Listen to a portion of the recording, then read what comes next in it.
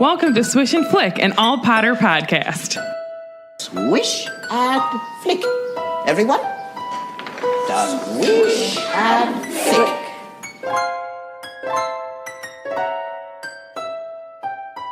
Hello and welcome to episode 83 of Swish and Flick. I'm Tiffany. I'm Megan. I'm Katie. I'm Ron Swanson. And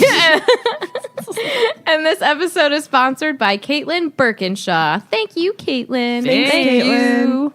Today we will be discussing chapter 13 of Harry Potter and the Goblet of Fire, Moody.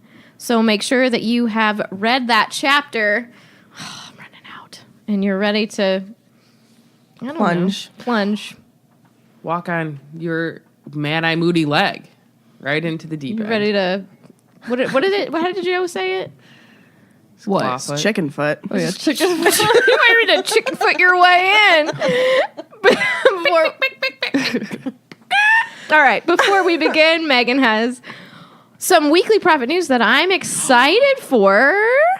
Okay. So we all know, at least I think we've discussed this on the podcast, how much we like our advent calendars. We usually, I'll get those sock ones sometimes. They had Harry Potter sock ones, and I brought it up. We all got the socks. Yeah. 2 years ago, I didn't get any advent calendars last year. I didn't get one You last didn't year. get socks? No, I don't We got need an them. advent calendar Not last socks. year. We got tea. It was tea, and it was delicious.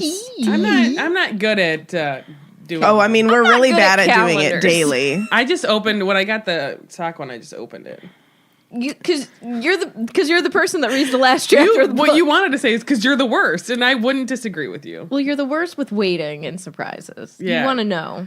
Well, yeah. I'm that way with competition TV shows. If it's already been aired and I'm watching it, I have to Google it to see who wins. Oh my god. Competition I will say I TV do that with Like TV the Great shows. British Bake Off. I did every episode. I was like, who gets kicked off this week? And I would look it up. Why? Because I just need to know. I did that will. when I started watching Game of Thrones because I waited till I knew. Sorry, spoilers for Game of Thrones if you haven't watched it. Oh, whoops. I knew that Jon Snow was dead. I'm like, I'm not gonna watch it unless he comes back because no.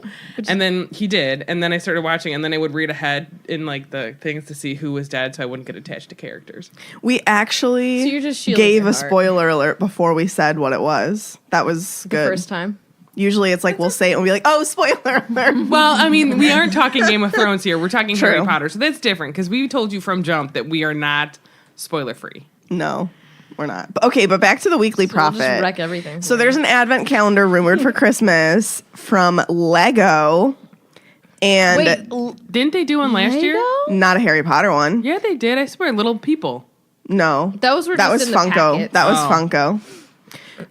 These are packets. So normally only Star Wars and City and Friends don't know who those receive people are. Lego calendar treatment, but this year it seems that the Wizarding World is also going to be a part of the club. The way that you're saying things today is making me laugh. Why? Because they got advent calendar treatment. That's what's in the article. Is it really? Nikes. Yeah. So normally the calendar sets arrive on the 1st of September. How perfect for Harry Potter. Love it.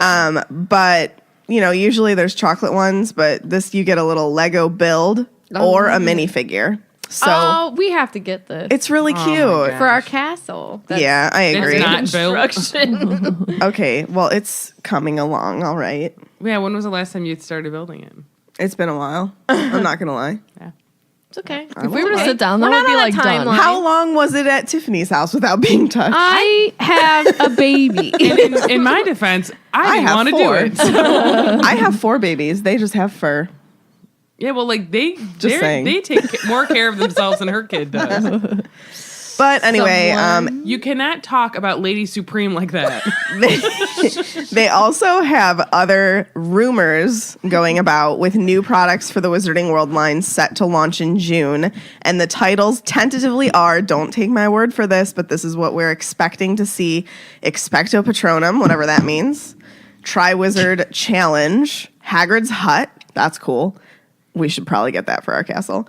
Night Bus. And the Hogwarts Watchtower.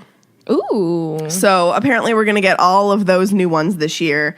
But nothing's been officially confirmed by Lego yet. But the advent calendar has been. Night bus I need for, all of my Lego stuff. Yeah. Oh, you know what? I should go to Target today and get a bookshelf. You should. Yep. All right. Sounds like it came out of left field, but it made me think of my Harry Potter things. So, Guys, first world problem before Tiffany goes on to the next section. I have so many books on my Harry Potter bookshelf that it won't hold it up anymore. Gave up and said, I quit. I moved it and it was like, nope. Like, all right. We need like a studio and we could just like compile all of our Harry Potter stuff in one A spot. floor No. to ceiling. Floor to ceiling, like built-in bookshelves, Harry Potter books. Still wouldn't be enough. Sarah would take up half of it. I would take up the other half. Katie and I have no space for books. Nope. Well, Katie's are mine. And mine are Katie's. I like to live under the philosophy, what's yours is mine, and what's mine is mine. I like that, actually. Yeah. Mi libre, su libre.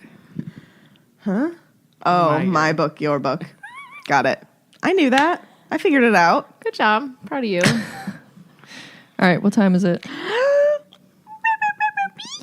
That was much more tame than last episode. I screamed it. Well, you should have. You could have done something funny like, it's recap time. And then she'd be like, what time is it? It's recap time. All right, well, that's number 84. Yeah, that's coming. for next episode. You just spoiled it for what everybody. if I already had all the episodes ever planned and you just wrecked it? That's what I do. I'm a life ruiner. We should be known by that. We should be known by that, We should huh? know it. Guys, I'm running on very little sleep and a cup of coffee. Sip that Ron Swanson coffee. All right, let's do the recap. All right, recap. So it's the start of term feast. There's a new sorting song, fresh new ickle firsties, and to Hermione's severe disappointment, the discovery that house elves work at Hogwarts. So she goes on a hunger strike no matter how much Ron wafts dessert smells in front of her face. Dumbledore's speech is interrupted when the new Defense Against the Dark Arts teacher shows up fashionably late. That traveling cloak, am I right? Oh. But we find out just why the Inter-House Quidditch Cup has been canceled because of the Triwizard Tournament. Good thing the trio are too young to enter and have nothing to worry about. You're right. If only. Oh, the tangled webs we weave. Are you Trelawney? Could be. So, gosh, I gotta stop saying that. Classes have officially begun. Ba-da-da-ba! First at school. Ron and Harry share them all.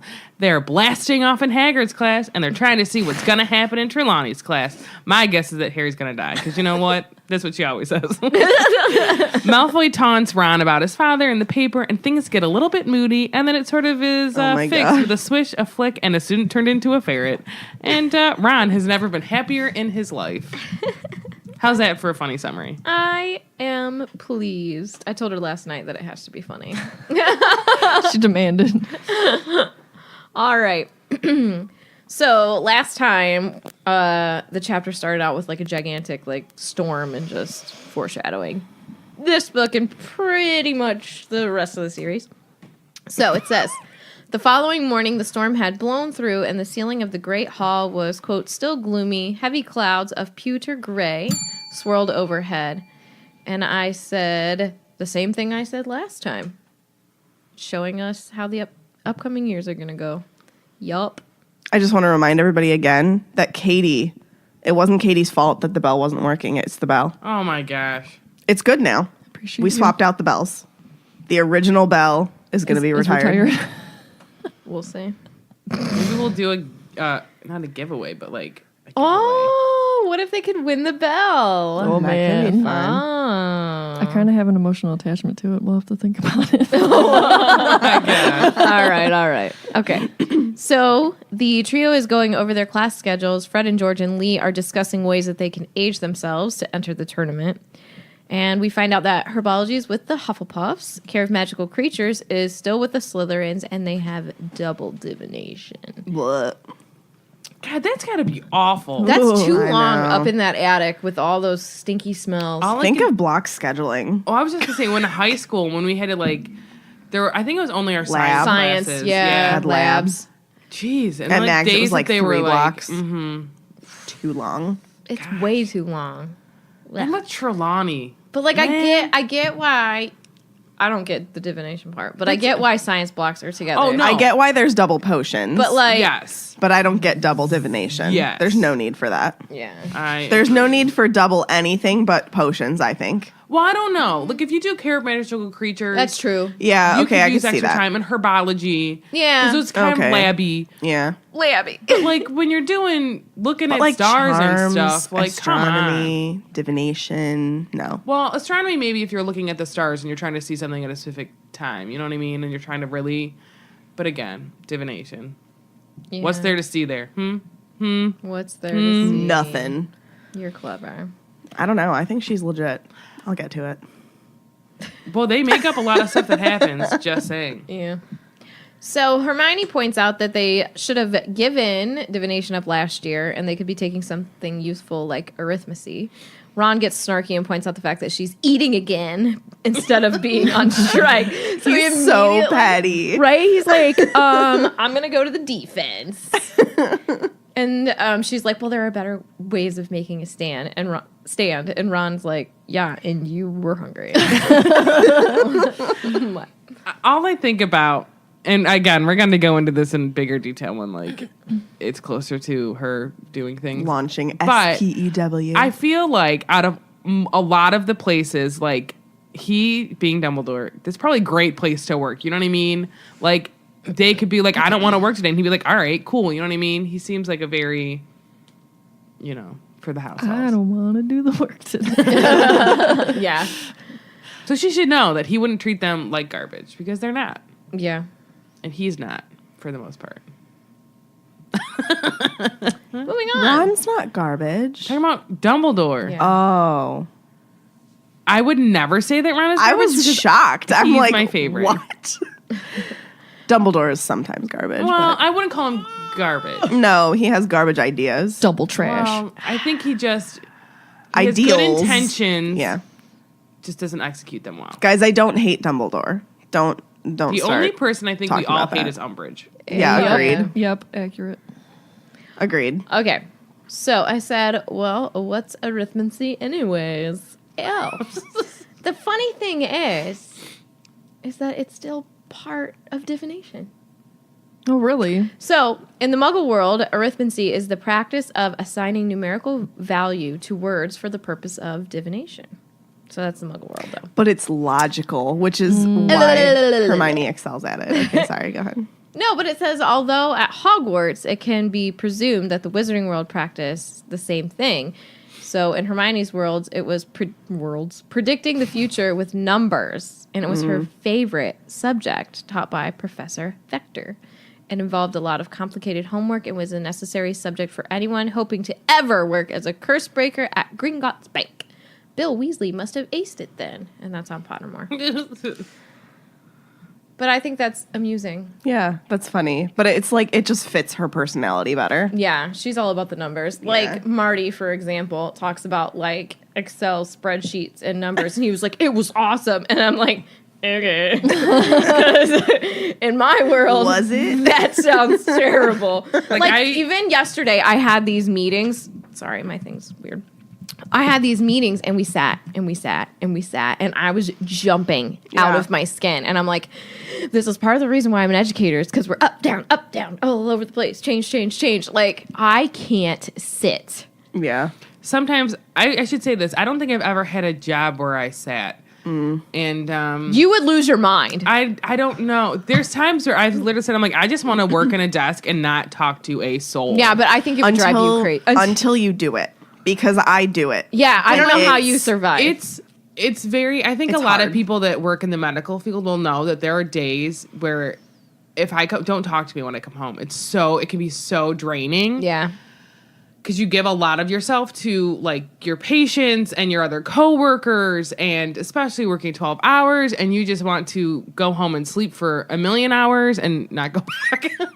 You wheezed that. No, go back. And not go back. It's just some days I'm like, God, I just want a day of work where I just No, punch things into a computer and I just don't talk to me. I'll listen to my I music. think sometimes I feel like that, but then I got it yesterday and I was like, I think that the reason why I can be so all over the place with all of my outside projects that I do is because I just sit at work. Yeah. So because I sit at work, I'm You like, sit and you ooh, think I want to do a about- podcast. Ooh, I want to do this. I want to do that. I want to do wedding invitations. I want to make this. I want to do that. And it's like, it's because I need to like change it up because sitting at a desk from 8 until 5, Monday through Friday, sounds real great until you have to do it every day. And you're especially like coming from a job where I was still doing design and doing something I loved, but I was constantly up and moving around because I was in a print shop and I loved that so much. Yeah. But my boss sucked. So like I had to give that up for a better situation, like financially and mentally with like the people I worked with. So it's just like hard switching from doing something I 100% loved, but like didn't enjoy the people I was working with to doing, you know, but now because of that, it's just like my brain is just like all over the place all the time because I feel like I have to do something besides You sit. don't say. I know. Oh my God. I know. Because I'm always texting them like, we should do this, we should add this, we should try this. And everybody's like, we have no time. Well, and then there's me who never texts back because half the time It resolves itself. well that and like And it's a lot of tired it's a and lot sure of she's energy at to work. talk to people, and because I do it all day at work, Yeah. No, I feel and then that. people want to talk to me at home. I will say that Don't talk to me. when you have those days where you don't want anyone to talk to, a desk job is great because you're just like, I don't have to talk to anybody if I don't want to. Yeah. But then there's those days where you like want to do other things. And I will also can't. say that I only work 3 days a week because I would do 3/12s. So if I really wanted to be crazy, and I've thought about this, it's getting another job. But then I'm like, why do that to myself yet? You don't want it. I've usually always had 2 jobs, which is crazy to me. I mean, I guess I technically have, like, this is a job. This is your job. It's definitely a job. Yeah. But this is the job that I love the most. Correct. I like it. I hate everything about I mean, it. I love Doesn't teaching feel too. like a job. I wish I could like put this into teaching. I wish I could be like a podcast teacher. I tried to get my work to like do a podcast and they're like, no. Jeez. I'm like, but it could work. There's truck drivers and we could do stuff to like give them to listen to while they drive. Oh yeah. Someone asked me what That's I a do in the good idea. medical field. I'm just an aide. Don't say just Anne. She's an aide. I roll my She's eyes an every ass- time someone does that. She is an essential part of her medical team. Yeah. Seriously. That's Someday I'll probably be a nurse. that's no job for the faint of heart. And my mother will be like, you should have done that 10 years ago. Stop. How did we get here? Because You were talking about desk arithmancy. jobs. Yeah. Let's jump back into the wizarding world. Mail call. All of a Oh wait, hold on. No. Oh, Can you do the Blues Clues mail song? Here's the mail, it never fails. It makes me want to wag my tail. When it comes, I want to will mail. Okay, All thank right. you. All of a sudden, 100 owls came soaring through the open windows. Harry looked around, and there was no sign of Hedwig's white feathers among the mass of brown and gray. Nice. A large tawny owl landed in front of Neville. And Joe brings up the fact that Neville almost always forgets to pack something. Poor Neville. This would be me. I just Isn't want to a give him tawny a hug. owl like a tan?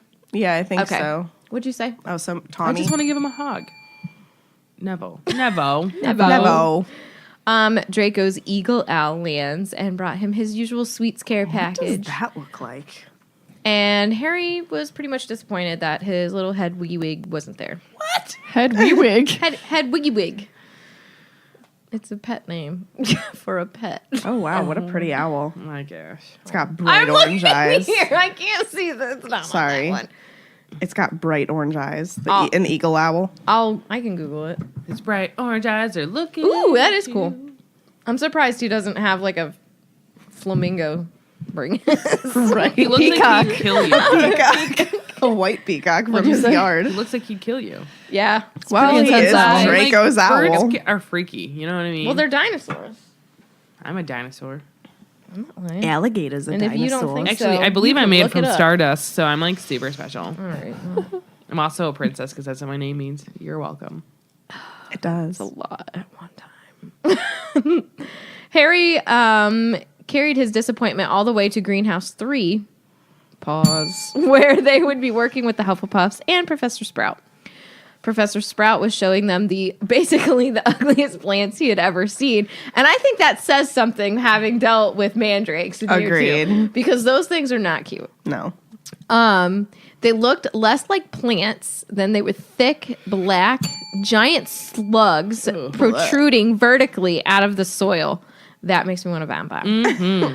They were squirming and had large, shiny swellings on them that appeared to be full of liquid. This is so gross. You know what this reminds me of is like What? like Dr. Pimple Popper was just and gonna like all say of that. those nasty I have things. to turn it. So I will not. So I love I will watching it. vomit. I watched My 600-Pound Life, and Pimple Popper commercials are in there everywhere. So I'm like, Oh, I love watching can't. it. I watch- You're gross. I watch a lot of stuff on TLC. That's TLC, isn't it? Yeah, you're like my sister. My sister will like purposely like find. She found Pimple Popper before Pimple Popper was on TV. It was a huge thing on YouTube. Yeah, Yeah, it and was. she You would gotta do that, show. and I'm like, Sick. no, It no. makes me like want to be sick, but I can't look away. I just can't. I gotta see it. If you're one of those people, I don't know how you do it.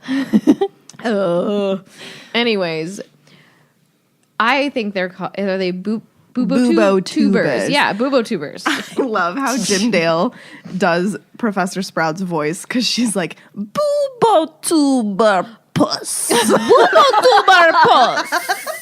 Bubo tuber puss. Like, how accurate was that, though? Bubo tuber.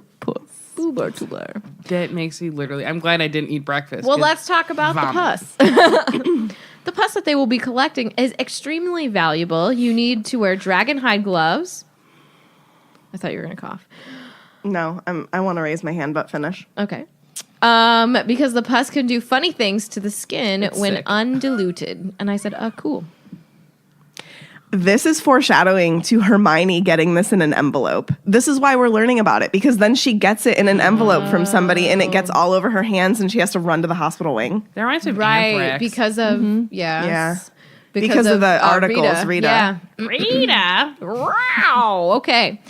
But the fun thing is it can help with the more stubborn forms of acne. How appropriate for a school with these aged kids. Think Yeah. about that though. You're fixing pus with pus. Right. Dr. Pimple Popper. Madam Pomfrey's her second job. Really. We find out that some Hogwarts students, such as Eloise, what do you say? Midgen. Midgen. I'm listening to you guys with all your pronunciations because of Jim Dale. Midgen is what he says. Midgen. I'll say it because I don't know otherwise. It's not nuts. I think it's Midgen. Oh my God.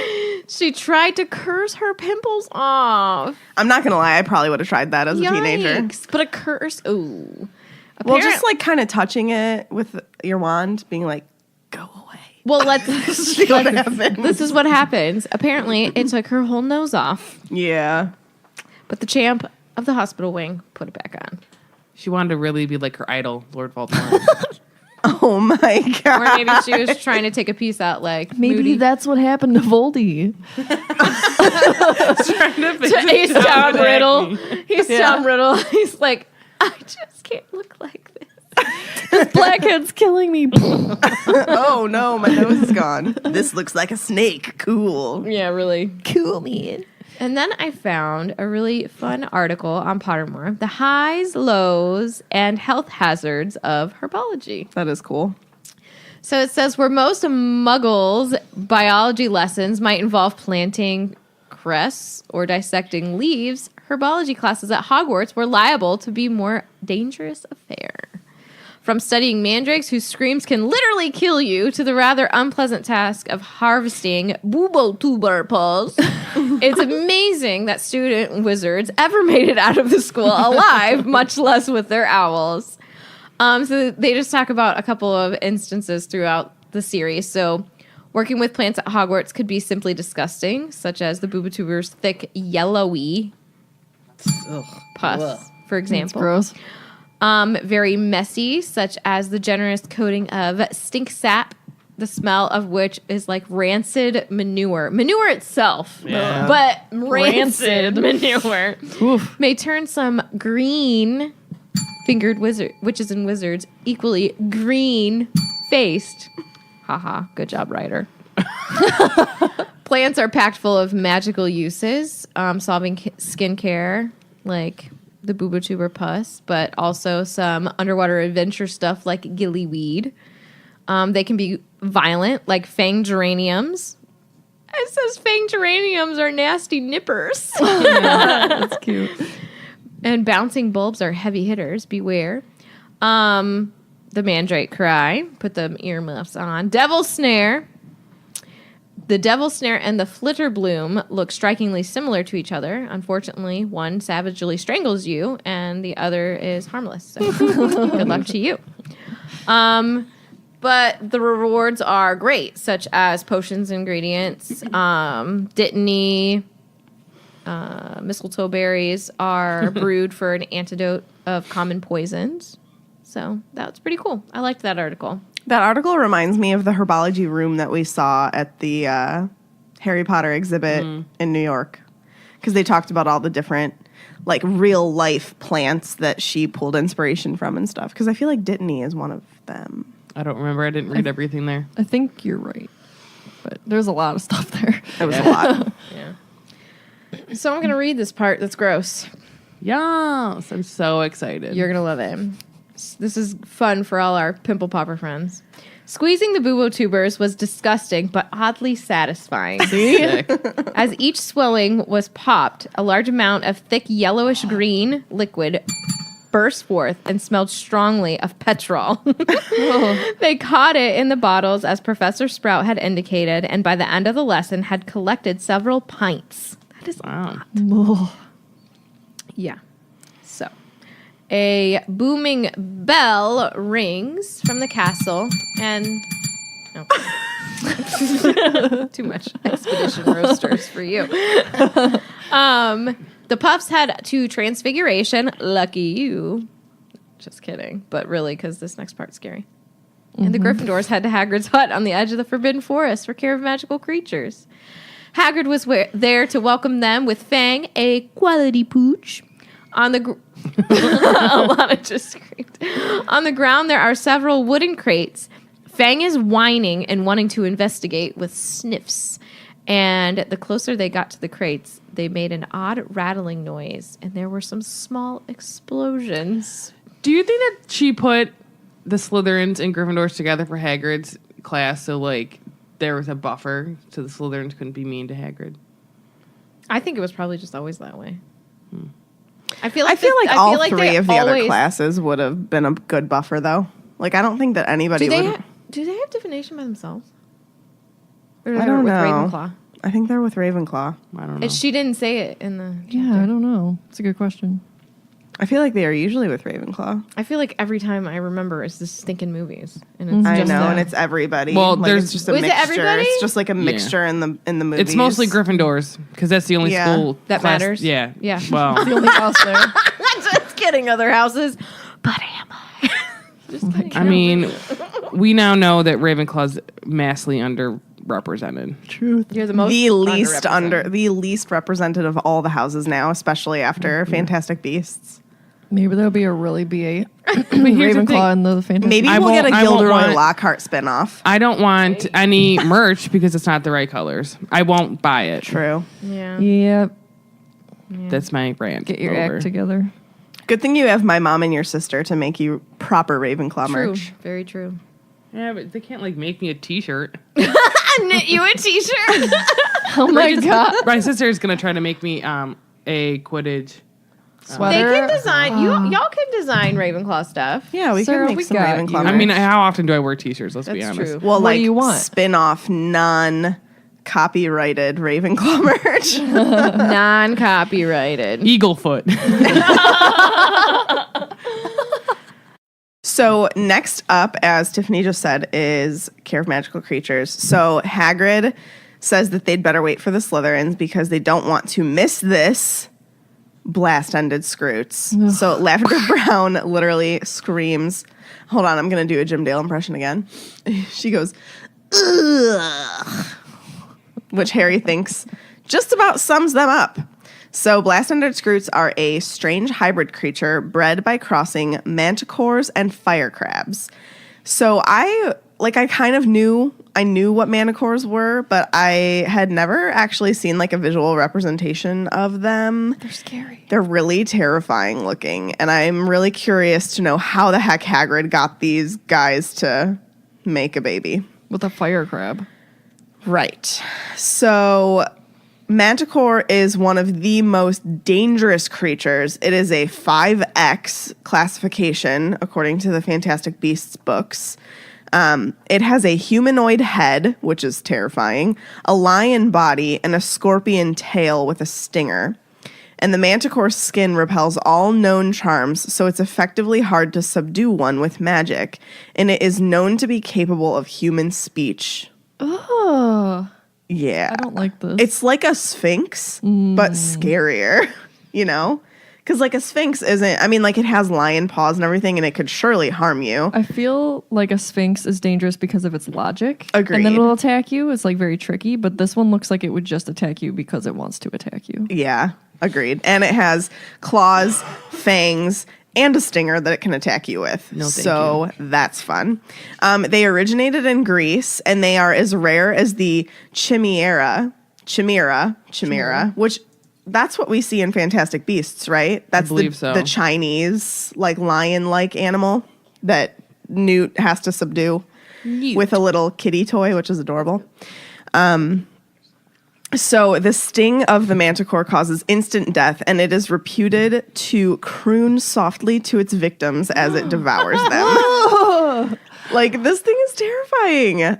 But, okay, yeah. Next is the fire crab. Does anybody remember the fire crabs from the games back in the day? They looked like turtles, but they had little gems on their shells. Yes, I remember that. Yeah, so they are, as Gilderoy says, nasty little pests that shoot hot flame out of, well, at you. Oh my God. So basically they have lethal farts, is what I take from that. Not the only one. But they are a tortoise-like crab creature native to Fiji. That's cool. They live in a pretty beautiful area. Oh my God. They're like the crab from Moana. Oh, yeah. What's his name? I don't know. I can't think of it now. I'll look it up. Keep going. Oh, shoot. He's got all the jewels on his back. Yeah, he's so shiny. Tomatoa. Thank you, Eddie. Tomatoa. Thank you.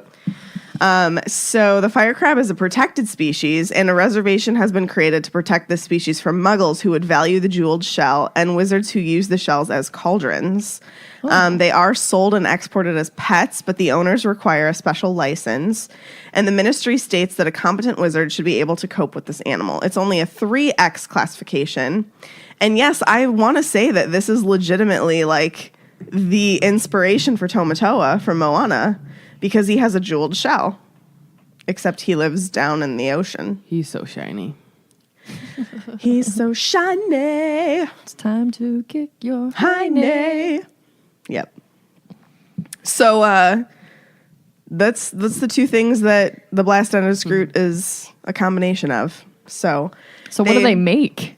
A blasted in a screw. Yeah, I know. yeah, Saying they make something that's like totally. they look deformed. They're shellless lobsters, horribly pale and slimy looking, with legs sticking out in very odd places and no visible heads. Hagrid has about 100 in each crate, and they're each about 6 inches long, crawling over one another, bumping blindly into the sides of the boxes, and they are giving off a very powerful smell of rotting fish. Every now and then, sparks would fly out of the end of a scroot, and with a small phut, it would be propelled forward several inches. And that is the blast. So there is some articles on Pottermore. And also, they're like the same thing. The other one's just a picture. Mm-hmm. So this one is a picture of what we imagine. That watercolor is actually really nice. Look at of its what leash. it looks like, but it's got like a leash just wrapped around the middle of its body. They're a dangerous and illegal cross between a fire crab and a manticore, as I said. So this is Ew. yeah, they're illegal. Hagrid made these, and this just is, they're just, Are it's we something. sure he made them? He didn't make them. He set them up to be made. Yeah, I mean, I think it was like his idea. He made them a nice romantic spaghetti dinner. And lit Probs. candles. Do you think they did The Lady and the Tramp? Yes. So the males have the stings on them while females have suckers on the bottom of their bellies. Oh. Which is just, yeah. They just get worse the more you talk about them. So right now they don't really have shells at all. However, we know that they do get like armor that grows in over their shellless lobster-like bodies. They're so gross. And the armor cannot be penetrated by spells, which is very similar to the manticore. And so dragons. they take that on from the manticore side of them. They sting you or they suck your blood. And they also have a blasting end that shoots out fire at random intervals. Dear Joe, I want to know why. So she can put it in the maze. Yeah, but why this? Oh my gosh. Allegiance. None whatsoever. Will attack and kill other Scroots.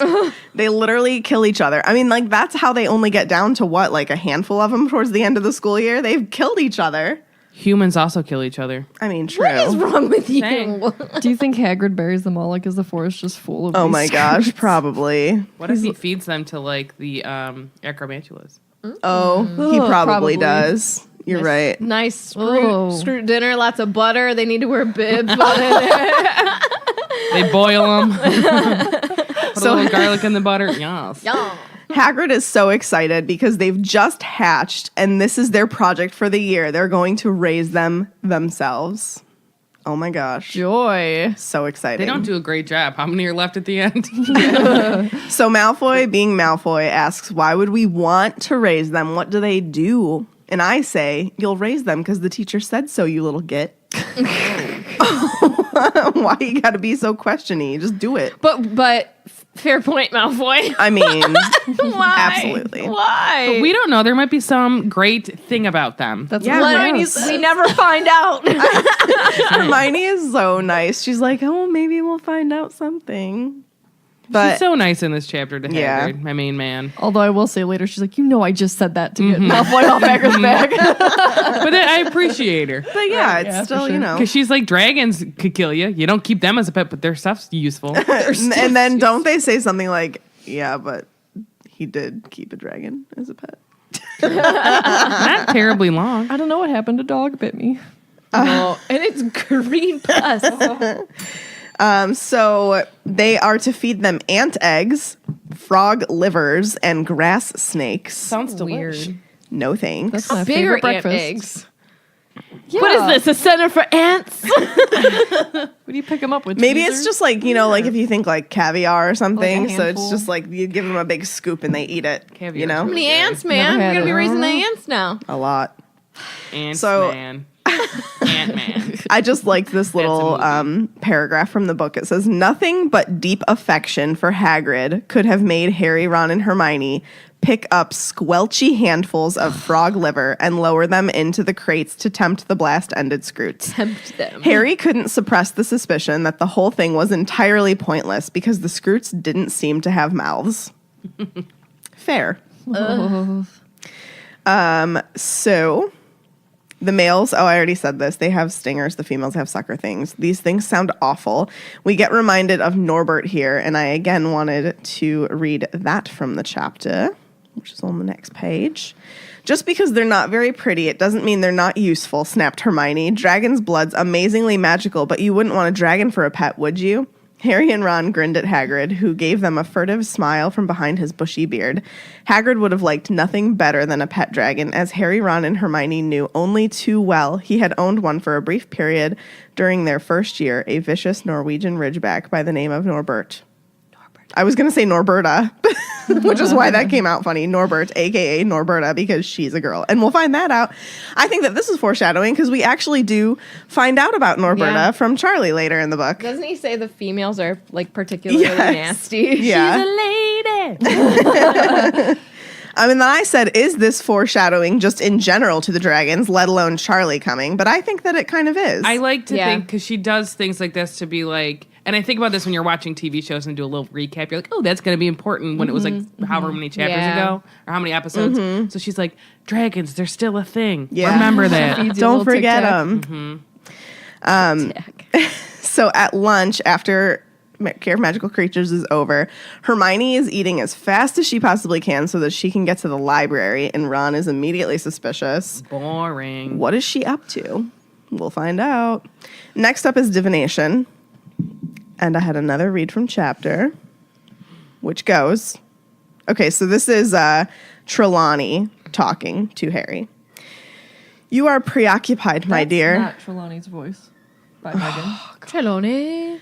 You are preoccupied, my dear, she said mournfully to Harry. My inner eye sees past your brave face to the troubled soul within, and I'd regret to say that your worries are not baseless. I see difficult times ahead for you, alas, most difficult. I fear the thing you dread will indeed come to pass, and perhaps sooner than you think. Her voice dropped almost to a whisper, and Ron rolled his eyes. Yeah. But let's break down what she just said. So he has a troubled soul. What has been on Harry's mind? Scar. His dreams. Yeah. So his worries are not baseless. What is going on with Voldemort? Should he be worried? Clearly he should be, we know. The thing you dread will indeed come to pass, perhaps sooner than you think. So what Harry says in this chapter is not what I think this is talking about, but he says, let me see, where is it? I fear the thing... Where did it go? Harry's thoughts drifted. The perfumed fire always made him feel sleepy and dull-witted, and Professor Trelawney's rambling talks on fortune-telling never held him exactly spellbound, though he couldn't help thinking about what she had just said to him. I fear the thing you dread will indeed come to pass.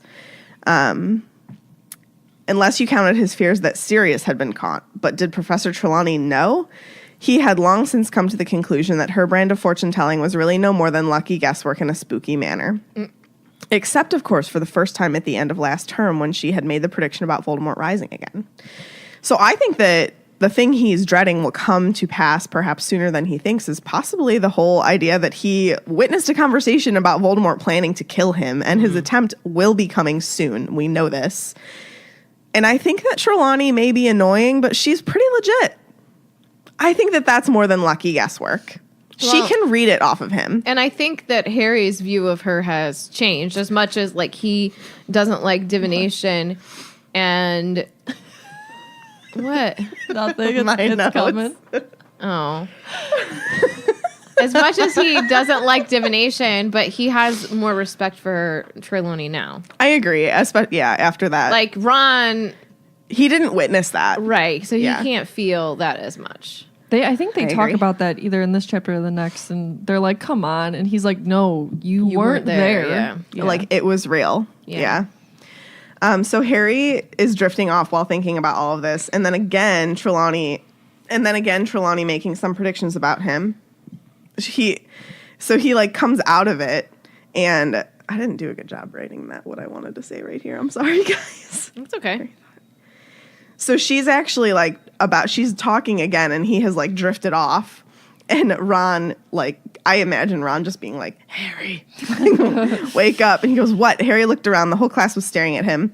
He sat up straight. He had been almost dozing off, lost in the heat and his thoughts. I was saying, my dear, that you were clearly born under the baleful influence of Saturn, said Professor Trelawney, a faint note of resentment in her voice at the fact that he had obviously not been hanging on her words.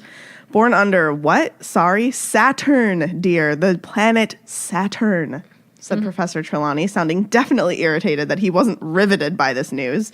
I was saying that Saturn was surely in a position of power in the heavens at the moment of your birth. Your dark hair, your mean stature, tragic losses so young in life. I think I am right in saying, my dear, that you were born in midwinter.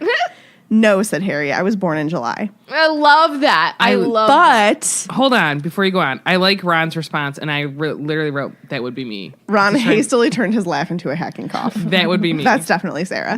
I'd probably be crying and laughing so hard. But I'm like, But cover again, Trelawney, is she reading Voldemort in Harry? Ooh. Because Voldemort was born in midwinter. Technically, he wasn't, because winter starts on December 22nd, and his birthday's the 30th. But or it's 31st. winter. I mean, yes. I'm just saying. I want to get real technical. It wasn't midwinter, But That's Moody. And whenever you see Voldemort, he does have darker hair. Yes. He has a mean stature. Yeah. And he had tragic losses young in life. Yeah, I like that. I think that she's talking about Voldemort here. also, though, he caused a lot of tragic losses in his young life. True. Well, yeah, definitely. That's true. So then the last little funny bit here. Jeez. She would do this. I did write in my book maybe one day. So Seamus, Yes. Seamus and Dean, who were working nearby, sniggered loudly, though not loudly enough to mask the excited squeals from Lavender Brown. What? Vinny says also Saturn is the region of Capricorn, which is Voldemort's sign. Very cool. Interesting. Very cool. Nice. So, as you know, my brother and father are both Capricorns. Are they evil? No, but they're very similar people. Marty's my dad. Like, they're very similar. So Lavender goes, "Oh, Professor, look, I think I've got an unexpected planet. Ooh, which one's that, Professor?" "It is Uranus, my dear," said Professor Trelawney, peering down at the chart. "Can I have a look at Uranus too, Lavender?" said Ron. Most unfortunately, Professor Trelawney heard him, and it was this perhaps that made her give them so much homework at the end of class. I said, "Is this foreshadowing to dating Lav-Lav?"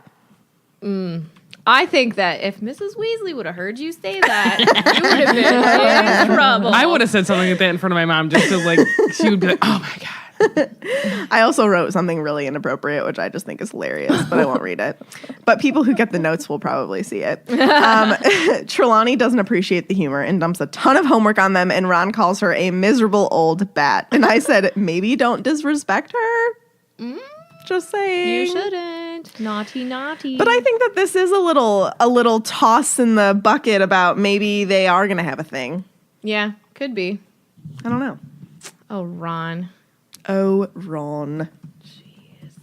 Okay. Here we go. Attention, dear Swishers. Adventure is out there. In the form of coffee. Why settle for ordinary chain store coffee when you can have an adventure in every cup with Expedition Roasters, artisanal roasters of pop culture coffees. Now you can experience a little theme park magic every day at your home. Each themed bag features a custom artwork by a guest artist that make it perfect for displaying in your kitchen or your office. Try one of our premium wizarding roasts like Booksmart Blueberry, Charming Chocolate Cherry, Cunning Caramel Crunch, or Big Hearted Butterscotch. All our coffees are certified gluten and allergen free, so start your coffee adventure today at expeditionroasters.com and use coupon code SWISHFLICK15 to save 15% off your first purchase. Brew your happy place, y'all! What are we having today? Enchanted Tiki Coconut. And I am not a coconut person. And I like it. This is my second cup, actually. It's very subtle. It's subtle. And for anybody who doesn't know, it's based off of the Enchanted Tiki Room at the Magic Kingdom. I didn't know that. How does that song go? In the tiki tiki tiki tiki tiki room. In the tiki tiki tiki tiki tiki room. I'll dance to it. Also, put the lime in the coconut and stir it all up. Yeah. All right. Put the lime in the coconut. Katie, is this your favorite flavor? Not my favorite, but I really do like What it. is your favorite one? I don't know. Blueberry. No. That's mine. Booksmart like Blueberry is so good. Maybe the s'mores, the campfire Oh, s'mores. the campfire s'mores is good. That's based off of like Toy Story. Woody's Roundup. Woody's Roundup. I need to try more flavors. We need to get the dark side one. We should. Go 'em over. Lady Supreme demands it. She does. We need to tell them about this. All right. It's our little secret. All right. Today's show is brought to you by Audible. Audible's offering our listeners a free audiobook with a 30-day trial membership. So you can go to audibletrial.com/swishflickcast and browse the unmatched selection of audio programs. Download a title free and start listening. It's really that easy. So go to audible.com/swishflickcast to get started today. Do it. Audible content includes audiobooks, original audio shows, news, comedy, and more from the leading audiobook publishers, broadcasters, and entertainers. You can get all 7 of the Harry Potter books, Fantastic Beasts, Quidditch Through the Ages, History of Magic, and a behind-the-scenes audiobook of Crimes of Grindelwald with Dan Fogler. That's Jacob. It is Oh Jacob. my gosh. So I listen to all of the Harry Potter books on Audible on my long drives to and from work because I have a 45-minute drive, and I know a lot of our listeners listen to us because they have long drives. Yeah. So We hear that all the time. I know. Yeah. But when you're waiting for a Swish and Flick episode, you could always just use Audible to listen to one of the books. So I do it all the time. So if you want to download your free audiobook today, go to audibletrial.com/swishflickcast. Sounds good. Yes. We All love right. Audible. And coffee. I legitimately do love Audible though. Yeah.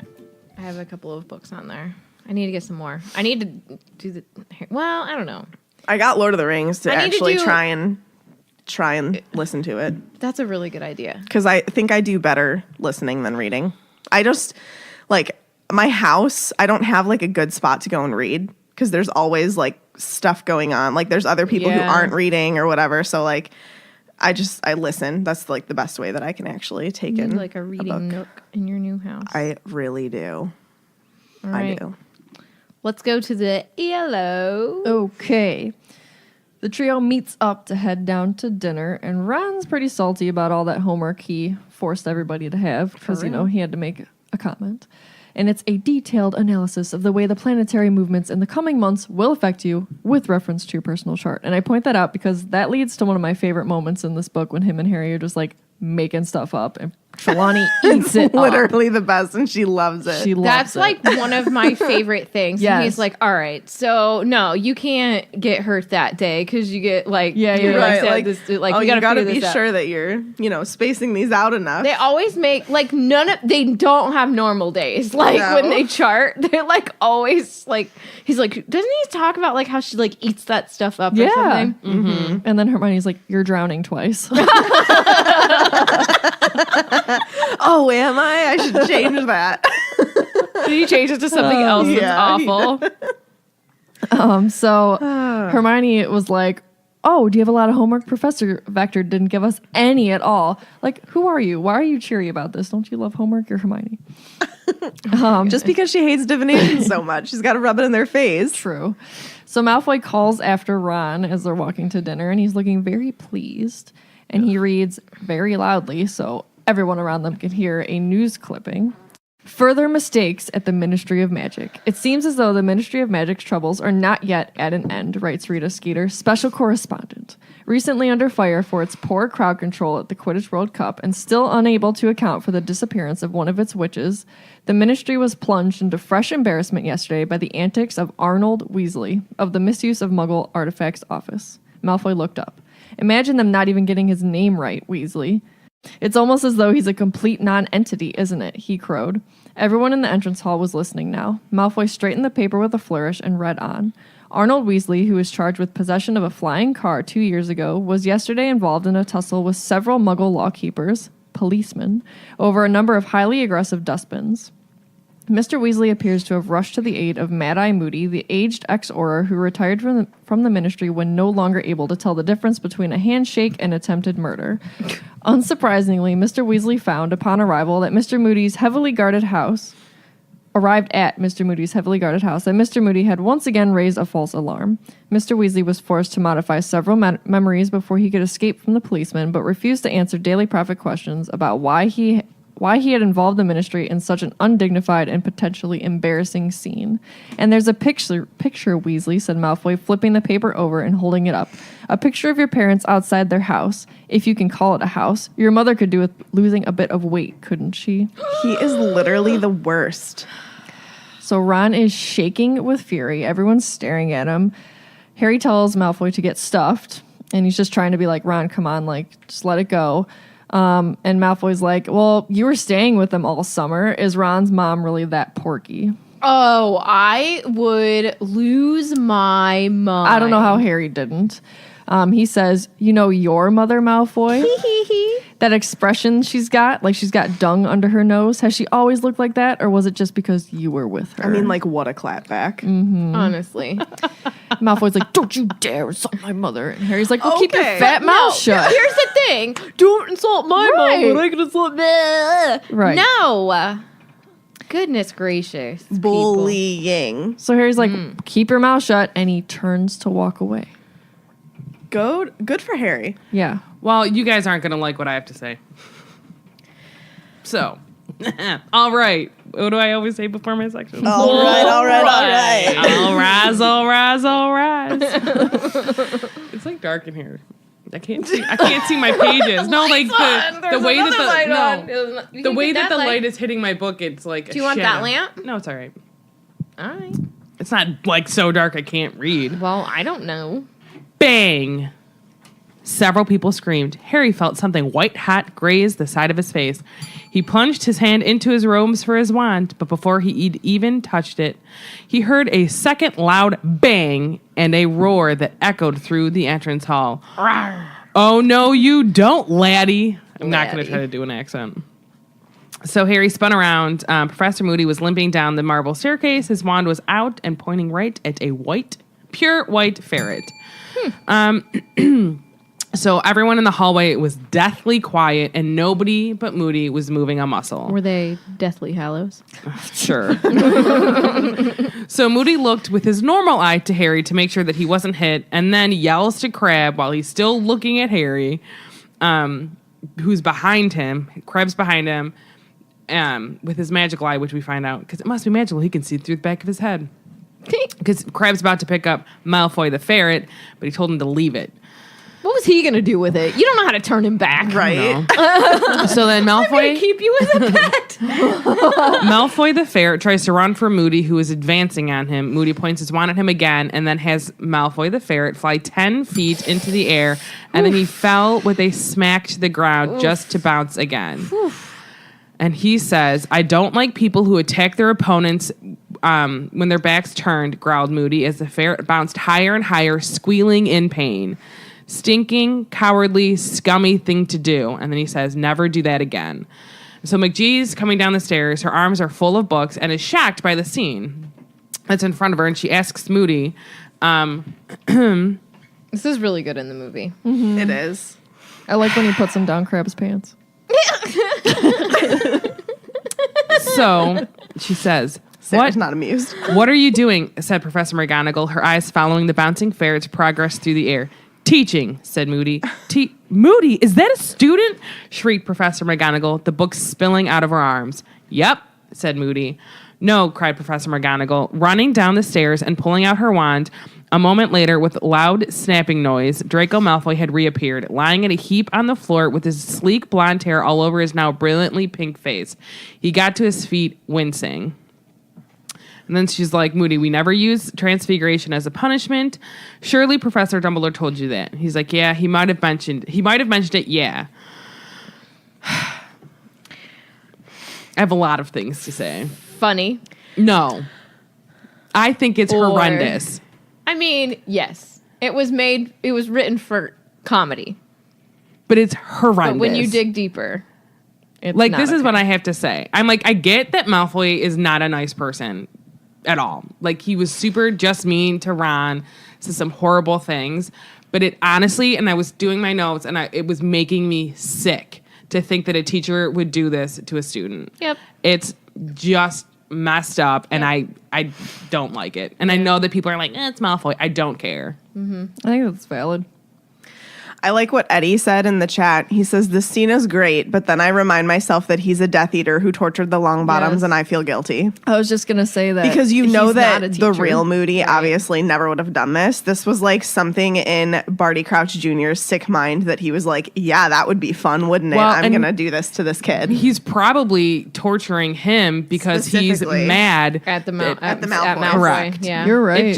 It Never came back. He was the only one that was faithful. Yada, yada, Yes. yada. Yeah. It's I'm going just to punish you horrendous. because of your father's actions. Yeah. Like, No, I mean, do have to take a step back. Like, and we do have to remind ourselves, like, every time we say Moody, it's not Moody. Right. It's Barty Crouch Jr., but we're saying Moody because it's as Moody. Craziness. But, like, no, regular Moody would have never done that. He would have relished in the fact that he could have given him a detention and written to his parents and stuff, and that would have been a fantastic punishment. And you do have to think, like, no, this is not okay. it just, I don't know. It makes How me much sick. are you going to hurt him by slamming him on the ground? Well, and my thing is, too, like, you see this nowadays where, like, especially now in the days of social media and everybody and their mother has a cell phone that can take video, and you see it come out where Authority figures are like types, like teachers you and see others. teachers being like abusive to students that are like have autism, and some people like they can't speak as well as other people to say like, you know what I mean? Like they can't communicate as well.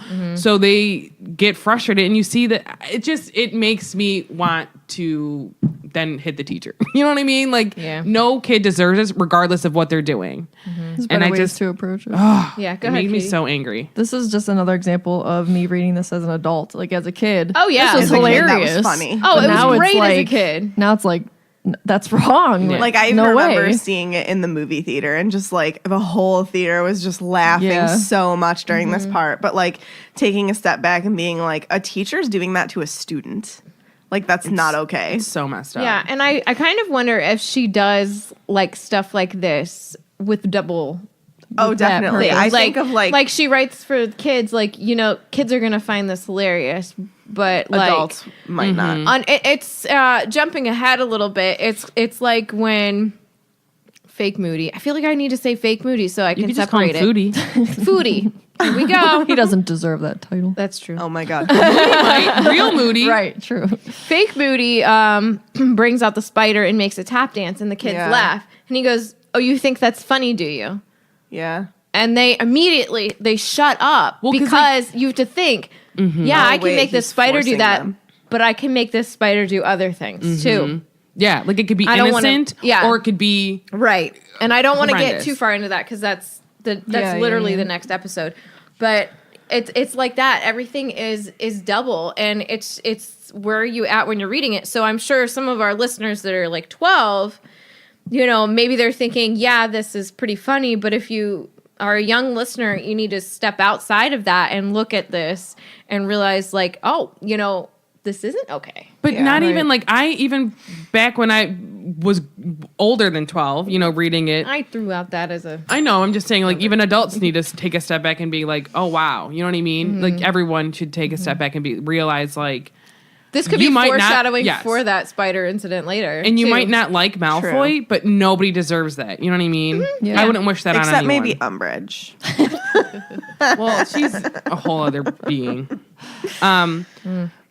I'm going to read a little bit more from the chapter, but I found some stuff on Pottermore that, like, because I wanted to see if there was anything out there, like, about Malfoy being a ferret. And they have an article that's Professor McGonagall's most memorable moments and talks about a bunch of stuff. I'm not going to read it because it's not important to this.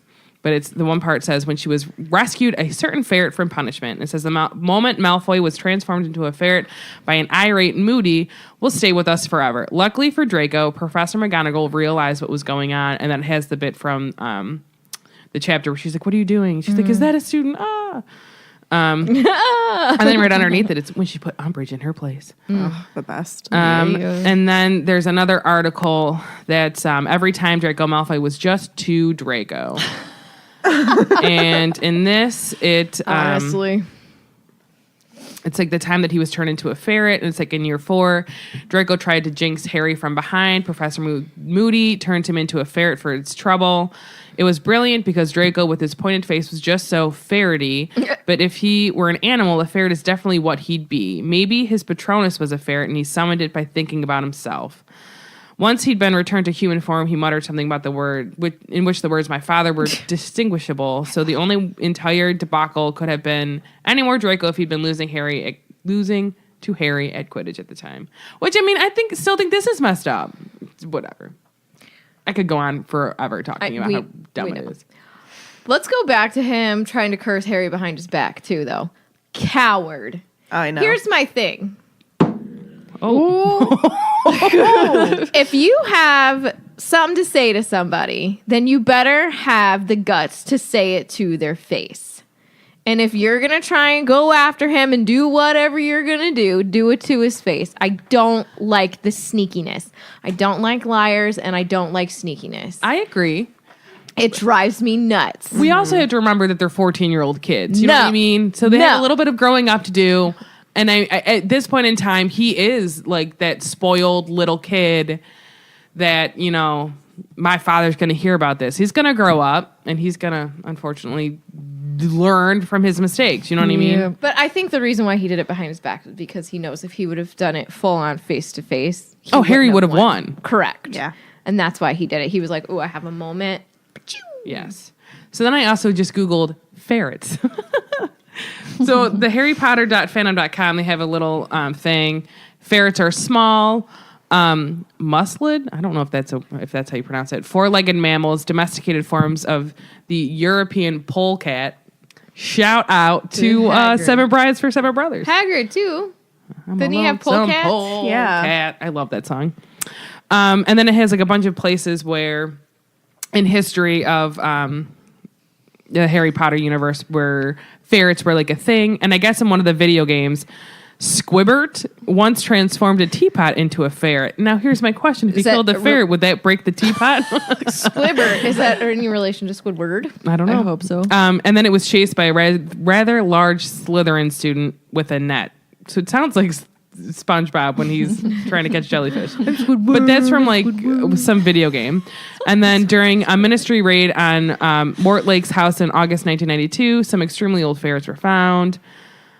Harry and Ron watched Buckbeak eat a lot of dead ferrets. Come get the nice juicy ferret. Then we know that Malfoy was turned into one. And then later that year during the Yule Ball, Crouch, still disguised as Moody, sat in a chair with a ferret sleeping on his lap, tapping his artificial leg to the music. That's so weird. But I wonder, that might be from the film. I think it is. Yeah. But I mean, I haven't. And then it says, never during read the this next school year, student Hannah Abbott, who eventually marries Neville Longbottom, accidentally turned a ferret into a flock of flamingos during her transfiguration practical OWL. How does that work? How do you turn one animal into a flock of a whole nother animal? Ask Hannah. Hannah. Dear Hannah. And then, look at that. In 2017, Albus Severus Potter was seen with a ferret in a birdcage when he was about to board the Hogwarts Express. And then there's, like, I guess, a Daily Prophet newsletter, and it says someone wrote to the Daily Prophet's problem page to ask if ministry would look the other way if he turned his brother's children into blood-sucking ferrets. The answer was no. A lot of ferrets. A person I know has a ferret, and it goes potty in a kitty box. Ferrets are cool, Ferrets but they are smell. Aren't they a little funny, stinky, but they're though? really stinky. There's a website called thesprucepets.com that was just updated a couple days ago. It says top 10 reasons ferrets make good pets. Give them to me. Ferrets are are good cute. pets. Ferrets are playful and curious. Ferrets are sociable, friendly, and affectionate. Ferrets are intelligent. Ferrets are quiet. Ferrets are small. Ferrets are easy to feed. Ferrets can be litter trained. Ferrets are easy to exercise. Ferrets have distinct personalities. And that's it. That's 10. Our friend had a ferret who liked to roll up into a ball and have you throw it across the room like a bowling ball, and then it would run back to you to do it again. Yep. And then let's see the name ferret. This is from the Wikipedia. What was its name? Go ahead. Sid Vicious. Oh, Sid Oh my gosh. Because they have little fangs. So the name ferret is derived from the Latin ferretus, I think, meaning little thief, a likely reference to the common ferret penchant for secreting away small items. So that's cool. That's little. A male ferret is called a hob, and a female is called a jill. That's interesting. Yeah. A spayed female is a sprite, and a neutered male is a gib. Why? I don't know. And a vasectomized male is also known as a hoblet. Wait, is it a gib or a jib? I would say gib. Katie. And it says ferrets under 1 year are known as kits. A group of ferrets is known as a business. And then other words are difficult. Other purported collective nouns including bezziness, fezziness, fezning, and feming, I don't know, appear in some dictionaries, but are also certainly ghost words, which I don't know what a ghost word is. What is a ghost word? This is all from Wikipedia, so you never know how true any of this is. Somebody's in there like, they're called a business. A ghost word is a word published in a dictionary or similarly authoritative reference work, having rarely, if ever, been used in practice and hitherto having been meaningless. How many people do you think Wikipedia ferrets? And then they also have. Okay, so let me read from the chapter and then I'll go on because there is a picture, which makes me so sad that they're like, I don't know. It just makes me sad. So there's a picture on Pottermore about Draco learns his lesson. It's just not a good teaching lesson. You know what I mean? Don't do this. And if you think this is funny, I don't know what to say to you. I'm just being honest. I think it's horrendous. But anyways, we know he gets turned into a ferret. Blah, blah, blah. There's a picture on Pottermore. So let me read for the chapter. So Malfoy, whose pale eyes were still watering with pain and humiliation, looked malevolently up at Moody and muttered something in which the words "my father" were distinguishable. And then Moody goes, "Oh yeah," said Moody quietly, limping forward a few steps, the dull clunk of his wooden leg echoing around the hall. "Well, I know your father of old, boy. You tell him Moody's keeping close eye on his son. You tell him that from me." That doesn't sound right. "Now your head of house will be Snape, will it?" "Yes," said Malfoy resentfully. "Another old friend," growled Moody. "I've been looking forward to a chat with old Snape. Come on, you." Snape. Just awful. So then Moody drags Malfoy off to go see Snapey Snape. And so McGee goes to follow, and then she turns around to collect her books, and then continues with them. So then Ron tells Harry and Hermione to not talk to him, and Hermione's shocked. She's really surprised, and she goes, "Well, why?" And he says, "Because I want to fix that in my memory forever," said Ron, his eyes closed and an uplifted expression on his face. Draco Malfoy, that amazing bouncing ferret. And then Harry and Hermione both laughed. And then Hermione, being sensible, says, "He could have really hurt Malfoy, though. It was good that Professor McGonagall stopped it." And then Ron is furious that Hermione's trying to ruin the best moment of his life. What is that? What did that thing say? "I throw my ferret in the air sometimes, saying, ayo, this is Draco." Yeah. So then Hermione takes a cue from Ron and shoves food into her mouth crazy fast because she has loads to do in the library. It's not schoolwork, though, that has her attention. It's something else. Is Victor it a boy? Not yet. Well, I guess maybe. So then Fred takes her seat, and then the conversation is then moved on to the subject of Moody and how they all think he's really cool. Lee literally goes, "It's super cool." And then Harry and Ron have not had his class yet, so they don't know. So Fred, George, and Lee are very impressed that Moody knows. He knows what it's like to be out there doing it, fighting the dark arts. He's seen it all. And then Ron's disappointed that they don't have class with him until Thursday. Harry knows what it's like doing it, too. Yeah, just ask him. Fighting the dark arts, Basilisk, He's really Voldemort. done it, man. No big deal. That's the end of the chapter, guys. Lightning bolt round. We only have time for a handful of lightning bolt questions, but people have sent us a couple. Let me go back through. Dixie asked, if you saw that Malfoy bullying happen, what creature or object would you turn him into? Or would you want to turn him into? Because obviously you wouldn't actually do it because you ladies are classy. That's right, we're classy, but pick an animal. A porg.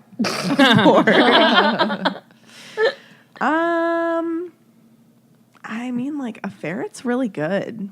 I think maybe... A blast-ended Scroot. Oh, that would be embarrassing. I don't know. I wouldn't bang him around, An though. object. Maybe I would turn him into a stone. Just let him sit in the grass for a while. Sit in the grass and think about what you've done. Think about what you did. You can't move. Oh, my God. Oh my goodness. Let's see. There was another one up here. Was there? Yeah, somebody. Here it goes. Crumb or Harry? No, that was that's last from night. yesterday. That was last night. I think we only got one. Anybody got any others? Or anybody at this table?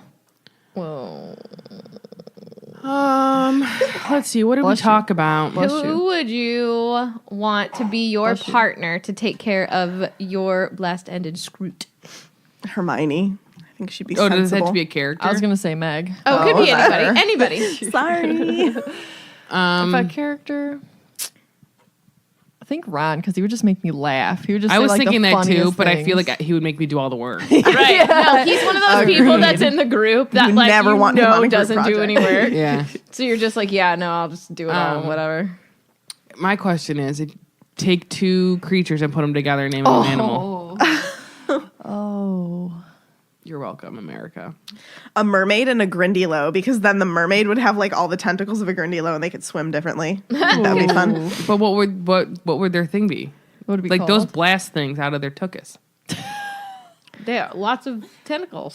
Yeah, they would have lots of tentacles to swim Oh, around. you guys made me ink. Yeah, they could say that.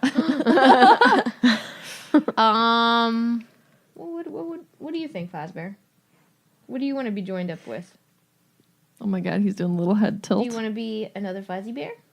Two Fozzie Bears.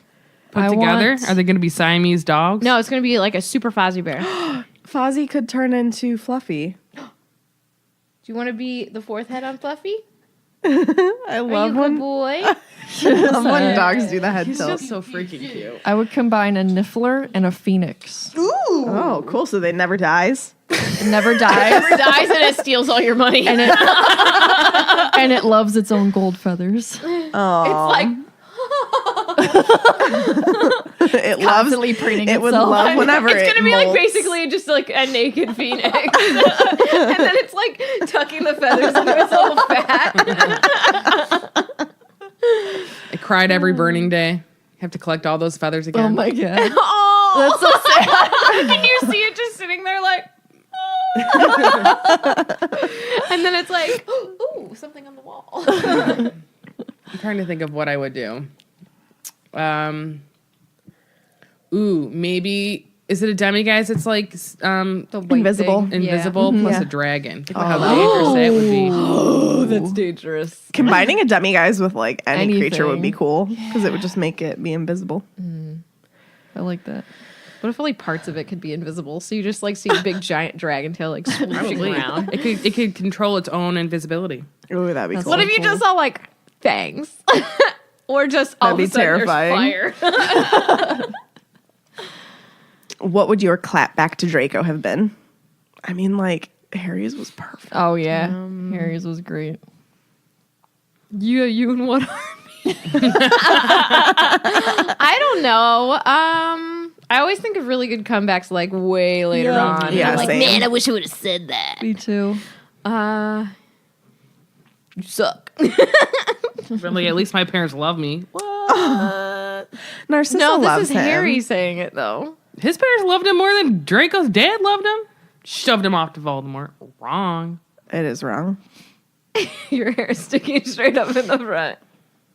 I like it. I'm gonna Okay. wash it today. I love this question. Okay. Both Snape and Voldemort are Capricorns. Do you think the reason Jo has birthdays for her character? Do you think the reason Jo has birthdays for her characters is very important to their personality and traits of their zodiac sign? And what are all of your signs? I think yes, 100%. Yes. Absolutely. I think And I she think does it's it on very purpose. I think it's Yeah. very important that her and Harry share a birthday. Oh yeah. Yeah. My sign is an Aries. Shout out to Aries. What is Hermione's? Is she a Libra? I'm a Libra. I know. So, But I know she's close. She's September in the Cusp, middle. probably. Yeah. What's Oh, before Hermione's a 19. Virgo. Virgo? Got it. Yeah, she's definitely not a Libra.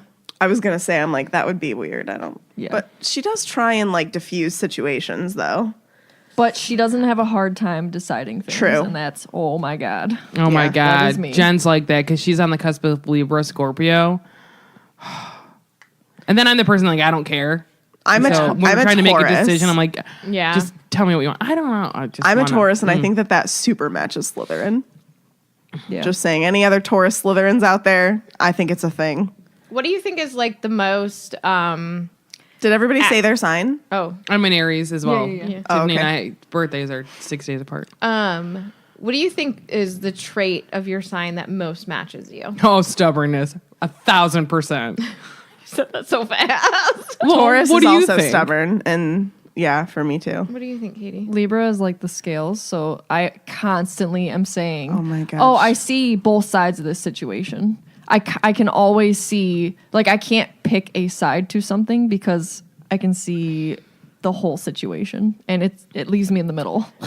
Here are some traits for Aries. I looked it up enterprising, spontaneous, daring, active, courageous, and energetic. I'm a very adventurous person. I will try almost anything at least once. I think the one that describes me the most is impatient. Oh my God. I'm also impatient. Mm-hmm. Oh my God. I will say this. You're more impatient than I am. I so if I get in my head that I want to do something, I'm going to do it and I'm going to do it now. And that is super awesome for a lot of things, but it's also really bad for a lot of things. I think that's how a lot, because like mine, I'm just reading mine. It's me. It says Taurus are persistent, patient, sometimes, tough, focused, sensual, realistic, steady, loyal, generous, friendly, loving, reliable, and tenacious. But you can also be stubborn, rigid, jealous, resentful, possessive. I don't know about spiteful, materialistic, inflexible, and lazy. Here are some things about That's Aries. a lot. That made me No, sad. it's okay because Sarah and I they're liable to come across as selfish, jealous, coarse, ruthless, and violent. I mean, if I'm being 1,000% honest, I will say this. So my best friend Jen, when I first met her, she is more into like all this kind of stuff than I am. So you. And she goes, a lot of times she goes, when I get to know someone really well, she goes, I'll see them as like their sign. Mm-hmm. And she's like, because the sign of an Aries, they're Rams. She's like, you are so much an Aries. She's like, you're so stubborn. She goes, I see you as a little ram butting your head in everywhere. And like, I know I'm very much. And it's funny because my brother and I are both Aries and his birthday's just a couple days ahead of mine, but we're like totally different people. But then there's some aspects where like his Aries comes out in a different way than mine does. Oh, yes. Oh, gosh. And then like Marty, so Tiffany's husband and my dad are both Capricorns and they're literally the same human. That's like me and our roommate Chris are both Taurus, but we are very different Taurus. Like we're both stubborn, but he's more stubborn in like a passive aggressive stubborn way. And I'm more like full on stubborn. So it just like comes out in different ways. But I think it's really interesting too that Aries and Taurus are right next to each other and we both have the stubbornness trait because we're like right close within like same months, Yeah. Katie, read yours. Yeah, read yours. This is so perfect. You are sentimental, charming, refined, loyal, fair, lighthearted, romantic, nice, diplomatic, tolerant, sociable, elegant, and seductive. But you can also be Seductive. You can also be hesitant, indecisive, selfish, fragile, Yeah. fearful, gullible. Yeah. How what's that word? Indolent? Indolent? I don't know. And insensitive. I don't think I'm insensitive. You're not insensitive. But I'm a good chunk. Some things with Aries, like frankness. Don't ask me a direct question if you don't want me to answer it because I'm not gonna very like honest with people and I will tell you. Jen's like, she goes, well, sometimes she goes, if I really want the true answer, she's like, you're just gonna tell me. And I was like, oh well. She's like, but I know that about you. Other people, I think she's like, are a little shocked and intimidated by it. But I also know like Aries is a fire sign and I'm a fiery person. Correct. Marty says ambitious, wise, disciplined, patient. Holy mackerel. But the funny thing is about when you say it's like a fire sign, I was getting a facial done. I've only ever had one and it was a gift to me. And so she's like doing whatever she's doing. And she's like, your cheeks are turning red. She's like, you have a fiery personality, don't you? And I'm like, sometimes, yeah. And she's like, are you an Aries? And I was like, well, Yeah. That's so funny. No, it is funny. But but the thing that I think is really cool is like part of those Aries sign, 2 of those words were descriptors for Gryffindors. Yeah.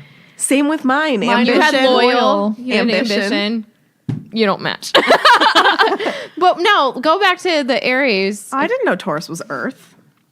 Libra's Are there air. any How perfect. This is Ravenclaw we're opposite words in there? signs. well, this is aren't what we? it says. Is Libra and Taurus opposite signs? I don't know. Because like Vinny pointed out, Hermione and Ron are opposite. They're Pisces and what is she? I can't remember now. Virgo. Oh, Aries and Libra are opposite. Thanks, Vinny. You're the bomb. They actually say that they are compatible, I believe. Taurus and Libra? No. Oh, Aries and Libra. So some positive qualities of Aries: spontaneity, action-oriented, courage, drive, enterprise, innovation, frankness, adventure, orientation. Which I think I'm the most adventurous person at this table. Mm-hmm. Especially like eating things. I'll try anything once. I'm adventurous with other things but food. Like I like to travel. I like to do new things. I'm not the type of person that likes to sit still. Oh, no, me Like either. I get very bored easily. Yeah. And get over things very quickly. Some negative qualities of Aries: impatience. That's not me. Full-heartedness, selfishness, vanity, pride, ego, ruthlessness, possessiveness, violence, rashness. Violence. I would say I'm a lot of those. I am too. Yeah.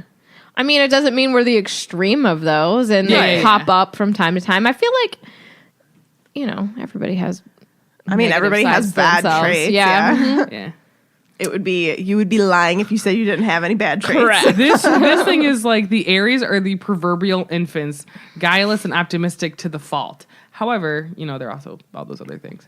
I like that we're all different Interesting. elements. Well, you guys match because your birthdays are the same, but they're not air- the same. You guys, 6 days apart. Well, but now, if you you were guys talking are about fire. her mom, She is my mom and her are the same birthday. Oh, and then really? her Yeah. niece is the day before or after? Before. She's the 10th. you guys are fire. Katie's air, and I'm earth. That's cool. Yeah. We need what's the fourth one? Water. Water. We need a water. I need it. All right, we've got to go. We got to We have to go. do fan story. Okay. Fan story. This one comes from Allie Sweeten. You're sweet. Hi, ladies. I happened upon your podcast by accident, and I am so happy that I did. The Sorcerer's Stone was the first real book I ever read. It was the summer going into first grade, and my Wow. older sister had just finished it. You a little. You were really little. So I stole it from her, and I had been hooked since. I remember going to see the first movie the day it came out, and I would tear through the books as soon as I possibly could. I truly grew up on Harry Potter, and my love for it is only getting stronger and crazier. I feel you. I lost my sister when I was 13, and Harry is what got me through. Those we love never really leave us, and I'm reminded of that every time I delve back into Harry Potter. Now I'm so grateful to have a close group of friends just as obsessed as I am. We try to go to every Potter-themed event in the Philly area, and we plan trips to Universal as often as possible. My sister left behind a son who is now 11, and one of the biggest blessings in my life has been able to show him this magical world. I actually just returned from taking him to Universal for the first time. While there, he had so many questions, and when he asked me how I know so much about Harry Potter, I told him about your podcast. So you may have a young Swisher soon. Thank you, ladies, for getting me through so many boring work days, long car rides, and a few bad nights. Keep doing what you do. It affects us more than you know. Love, Allie. Aw, Allie. Allie. Thank you, Allie. Oh, thank you. I'm sorry for your loss of your sister. I can't imagine how hard that is, but I'm glad we can bring a little bit of light when Yeah, you're feeling definitely. down. Agreed. And for your boring car rides. And I feel that on a personal level. keep pumping up your nephew. Yes. Yeah. Young Swishers. I love it. All right. So you can find us on Facebook at Swish and Flick Podcast and on Twitter and Instagram at Swish Flickcast. You can subscribe to us on YouTube and also join us on Patreon, which is where you can gain access to the Felix Files and our Discord chat. So you can find us at patreon.com/Swish Flickcast and then choose your support level there. It lists out everything that you get for each level. And thank you to all of our current patrons. We really appreciate you. Yep. Thank Lastly, sorry, I didn't mean to cut you off. Okay. Lastly, you can find everything about us on our website, which is swishflickcast.com, and you can also find all of our fun merchandise. I want to remind everybody that, so we post throughout the week all the links that we use in our episodes, but if you want to find them all in one place, it's on our website under Weekly Profit. So Yes, anything we perfect. refer to, it's on there. Yeah, and I'm thinking about expanding that a little bit. Maybe we can put other news that we find along the way instead of having it all post just one post a week. I don't know. We'll see how it goes. There's that sitting at your desk trying to do more. I can't help it. Anytime you bring up a new idea, I'm going to be like, are you sitting down? Are you bored? Always. Get up and do something. Oh, goodness. Literally always.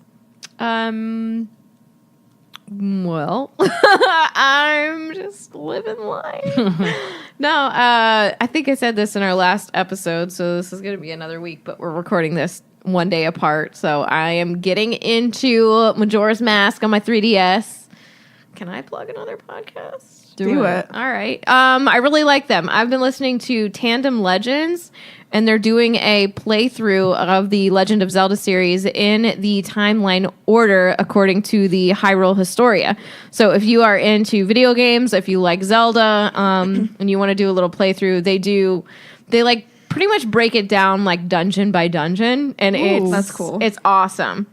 What a cool concept. Yeah, it's really cool. So you should download and listen to them if you enjoy them. They're also on Twitter. You can find them. Send me like their link and stuff, and we'll post it in the show notes. Sweet. All right. So they're called Tandem Legends. And that's what I'm doing. And Alana's awesome, and Marty's awesome, and Fosbear is awesome, and that's it. And I'm awesome. Everything is awesome. So I am launching my wedding design Instagram and Etsy account, and it's called Whimsy, but that was taken on Instagram because that's dumb. People should not use it. So it's Whimsy Wedding Design. So you can follow me on there, and I'm going to be posting pictures of different invitations that I've made and stuff. And if anybody is interested, you can reach out to me, and I'll let you know like how that works and whatnot. Are you only going to do weddings? I mean, we're open to expanding Whimsy to like more stuff than weddings, but I think that I need to be super focused on one thing when we start, and then once I get comfortable doing it, we can like branch out to other things. So like branding and Invites. You make did you mean- Alana's B-Day invites. yeah, That's what I totally. think she meant. Was like Oh. other Oh, invites, yeah, not yeah, just yeah. wedding invites. Yeah, Yeah, like definitely. wedding, like 100%. birthday, Yeah. bar and bat mitzvahs. Oh, Totally. do you know anyone who is celebrating those? No, I'm just saying. But there could be listeners. Yeah, I mean, Yes. any invitations, absolutely. I just like have focused mostly on wedding ones, I and get that's that. what I She have a just lot really of enjoys doing examples of, and I love doing that kind of design. There's but totally random, but there's somewhere I remember hearing someone was like mitzvahs, both bar and bot. What is that from? Friends. Oh yeah, Alec or Baldwin says it. Yeah.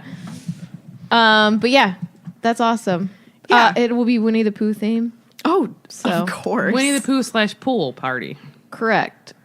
My mom's like, when my is this God. happening? They haven't said anything have to me. ideas. I'm like, it's happening in like 4 months. Katie, I have wouldn't worry ideas. about it yet. What do you mean? When is it happening? Around her birthday. I'm so, guys, just have to tell you, I'm not going to be home in this country for my niece's first birthday, and it makes me want to cry. You should. Just kidding. It'll be all right. And then you can also follow Katie and I on YouTube at Main Street 9 3/4. And then since Tiffany plugged somebody, I'm going to plug a YouTube channel. Go ahead. And anybody who loves Disney as much as Katie and I should go and subscribe to the Brickheart Project on YouTube, because their vlogs literally give me life and curb my want and need to be down in Florida literally all the time, even though I can't be. So you should subscribe to the Brickhearts because they're amazing people. They put so much of their life on YouTube, and it's just like amazing what they do.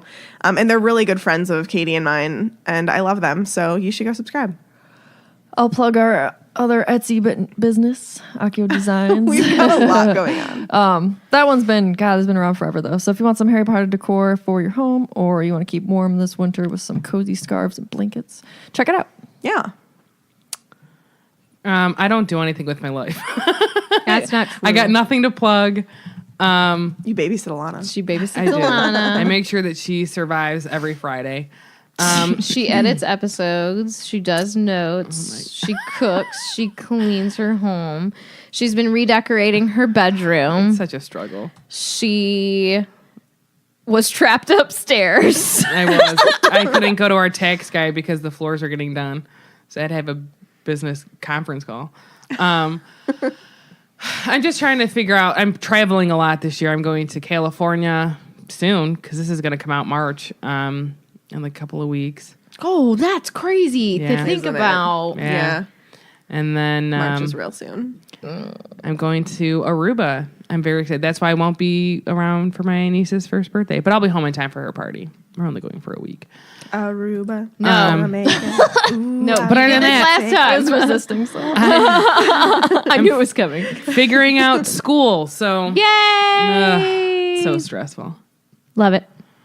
It'll be worth it. Yep, it will. Sucks, but it'll be worth it. It got will. this. You're gonna be busy for a while. I won't be then able to do anything. It's gonna be awesome. So, It's fine. You're gonna be fine.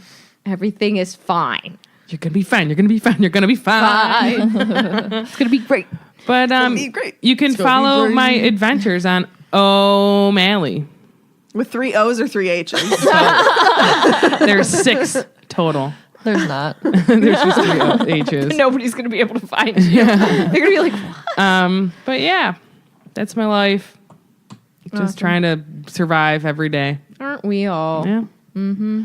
Give me book suggestions. There's a pinned post on our Facebook page, or if you want to just email them to swishflickcast.com. Nope. Swish. What is it? Swish Yeah, and Flick? swishflickcast@gmail.com.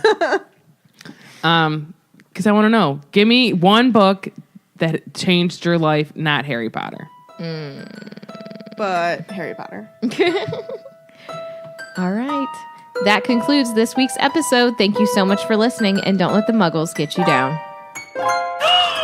Amazing! Just my voice. Good morning. Good morning. Good morning. Who invented bagels? I don't know, but I love them. I hope the holes were a happy accident. Did you know crackers were an accident? That was not from a butt. That was a jar. You can't even hear it.